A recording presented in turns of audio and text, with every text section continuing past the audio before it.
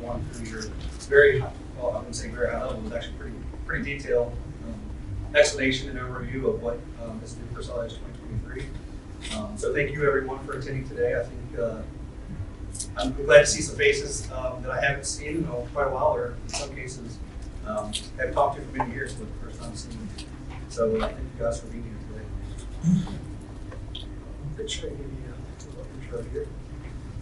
So for the first session, I'm going to kind of cover what I thought was one of the biggest improvements for SolidEdge 2023, at least in my opinion, in terms of the core CAD features. I know Dan and Richard pretty much hit most of the topics that we're going to cover here today, so I apologize if there's some reiterations, but I'm going to try to provide a lot more detail, and you guys in the room probably are more concerned with some of the more detail that goes into some of these new features and stuff, so I'll try my best to go through and share as much detail as I can without boring you guys to death. So we're going to be really looking at the new SolidEdge interface, and as mentioned, it did take me a few days to kind of get used to it, but I can contest I've been using SolidEdge for a long time. And the new interface, though very different, it doesn't take much time at all to kind of get going and figure out where everything's at. And SolidEdge does a really good job helping you find things a lot faster, so we'll cover a lot of that. So we're also going to expand on the CAD geometry, or the CAD Direct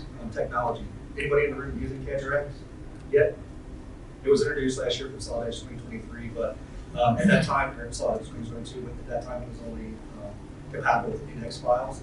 So now it's been expanded to work with other versions, most importantly SolidWorks. So Dan had mentioned there are a lot of companies that are moving from SolidWorks to SolidEdge. So I think this technology is going to be really beneficial for those people that are moving from SolidWorks to SolidEdge, or just have partners or vendors that use SolidWorks as well. So it's going to make their life a lot easier using those models. So we'll review the expanded capability that allows you to translate assembly models that contain internal components. So again, the internal components were something that were released a few years ago, and they're just continuing to expand on the ability to use those easier downstream. Then finally, we'll go over some really cool new enhancements to Generative design. I think there was a quick intro of that, but we'll go and show a couple of details and examples of that. So here is a kind of a quick glance of some of the new user interface elements for SolidEdge 2023. So there's a new modernized look, and I think Dan did that. They're kind of aligning SolidEdge to look and feel like a lot of their other products. NX, if you guys are familiar with NX, this looks very similar to NX and a few other Siemens software as well. So the vertical command bar, I think, was also mentioned. So this actually replaces the vertical command bar, and that's probably going to be the biggest struggle for a few days for a lot of you guys.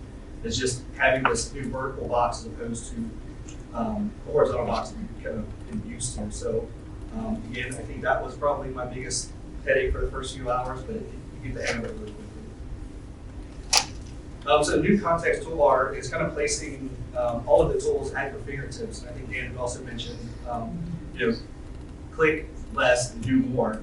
That's kind of really the theme here. So using CAD software for many, many years, I think that I would be interested to see results in tracking people's mouse travel in just one day, and then compare it to some of these new improvement techniques using the tools that are right at your fingertips. And again, I think you could, if you measured that travel time, I think you would find that just these little tiny changes of, putting the tool right at your fingertips as opposed to traveling all the way to the top of the screen over and over again, I think you would find that you're saving yourself lots of time over a month or even a year's time. So I think that's pretty important and a good way for me to kind of push myself to use these tools a little better, because I think in the long run, it's a little change in technique, but over time it's going to make my job a little easier. Is it something that you customize yourself? No, it's right out of the box. Once you install it, it's right there at your fingertips. You can relocate it a little bit, and I'll go into a little bit more detail. Okay. So it typically just pops up right at your cursor, but if you're in the synchronous environment and the steering wheel is present, it'll actually move it away from the steering wheel so it doesn't get over top of something you may need. And you can also turn it off. You can disable it in the options as well if you don't like it or it's just in the way all the time. Here you can see we have the same results as the first example, but now we've preserved this back face. So again, just giving us a little bit more control over the output if we need some different features, or we're kind of working together with the AI to kind of help give us the perfect solution. So this is a really great tool.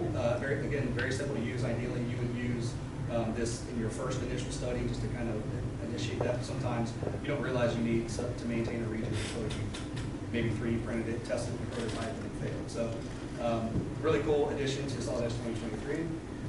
Yeah, question? So when you're running, before you run that, can you tell it to run it at a certain stage? You do have the ability, once you hit the generate study, it doesn't just generate it, it pops up a dialog, and you can apply some settings to, depending on how high the quality you want or how low the quality, and also some processing speed as well. There's a lot of parameters in there. In fact, I can highlight those. So you have the ability to, I had the study quality low just so I could get through it really fast for this presentation. But yeah, there's some additional controls in here to help you generate that study more efficiently if you need to. Yeah, I think in general, what people are after is the target weight. I want to reduce the weight by 50%, and I need a factor of safety of 2x or whatever it might be. So those are the most often used, I would say, is target weight and while maintaining factor of safety. But also back to displacement. Like you got a situation, let's switch this one. But you got a situation where something is going to deflect, but it can't deflect too much, it's going to touch something else. That's a great time to use maximum displacement. Try to keep it within a certain constraint. But you're saying, I want 50% weight reduction, but this can't move more than 2 more. Great explanation, Andy. So I've got a couple other, I've got another example for the other mentioned new tool available in 2023 under the Generative Design tab is this planar symmetry. So again, like I mentioned, I'll keep reiterating, when you just do an initial study, you get some really wild results. So I kind of want to show you a couple of other ways to help kind of control that. So here we just have a basic part here. I'm going to go ahead and create another quick study here. Select my part, my full parts, and then I'm just going to apply some force, or I'm sorry, yeah. I'm going to apply some force to this hole. I'm just going to accept the default lines there. And then I'll fix this hole here. And again, at this point, I will choose to select some parameters. And again, even as simple as this part is, it still takes about a minute to run that study. But I'll fast forward here and save that time. So here's the result of that first initial study. And as you can see, it probably works, but I'm a little OCD when it comes to symmetry. So this tool is really helps me with some of those challenges and just looking at parts and the need to feel that they need to be symmetrical. But as you can see, it's a pretty crazy looking part here, and I really didn't have much control over that. So this planar symmetry command is really helpful in helping me control that. So essentially I can select, I have a couple of different options here inside of the planar symmetry. So again, I want to use a plane as my reference to tell it how I want the symmetry controlled. So I have an option to do just half, so I can select one plane and it'll equally add that part symmetrically. You can also do it in quarter, so that way you can select 2 different planes and it will give you, and I'll show you an example of that as well. Right now we'll go ahead and do the half. And again, I'm not going to create the study again and waste your time, so I'll fast forward here to the result after I've used that. I selected selected this plane here to be my control for that symmetry command. As you can see, now I have a very symmetrical part that may or may not still kind of facilitate that need, but I feel a little bit better about the part because it's symmetrical. So maybe that's just my challenge, maybe yours too. But a really cool addition and very easy to use. Ideally, this is something again you would use the first time around if you know it's there, you have access to it. With that, I'll take any questions based on that information. Okay, well, thank you guys very much.